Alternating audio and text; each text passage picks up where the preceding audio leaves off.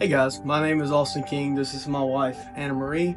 We are from Rooted Worship, and we're thankful for the support that you've already shown us through our first single, Make Room. We just want to take some time just to share the heart behind the song and why we chose to record this song. 2 Christmases ago, our worship pastor, David Leonard, approached Anna Marie and I and asked us if we would be willing to lead Make Room at our Christmas night of worship. And at the time, shortly after he asked us, the Lord began to impress on our hearts that we should become foster parents. And so shortly after that, we went through the process to become foster parents. And that song didn't really mean a whole lot when we were first asked about leading it. But as we began to practice it, and as the night of worship came and we got closer to becoming foster parents, it began to mean a whole lot more, that we are called as believers to surrender our lives fully, to make room for what the Lord has in store for us, and to fully surrender to His will. When we first came impressed by the Lord to become foster parents, I was completely against it. And the Lord began to do a work in my heart.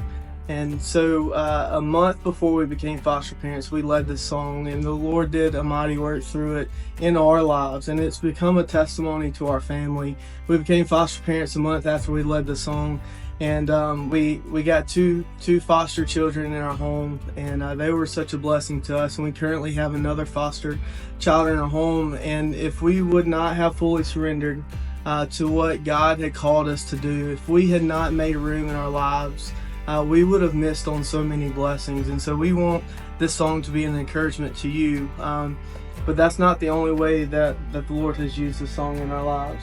Yeah, so this past year we found out that we were expecting our own biological child, and the Lord just reminded our hearts over and over of how, adding another child to our family was, again, making room for Him to grow us and just continue to show His love towards us in that. And so in April of this year, midway through our pregnancy, we found out that our son had Down syndrome. And at the time, that news was really daunting, and it was a lot to take in, and we were discouraged at first, but the Lord again pulled this song back to mind to remind us that He is sovereign and that He's in control of all things, and that if we just allow Him to move us to the side and to work in our lives, He is faithful, and He always brings things to good and for His glory. And so we now 3 weeks ago gave birth to our sweet Charlie,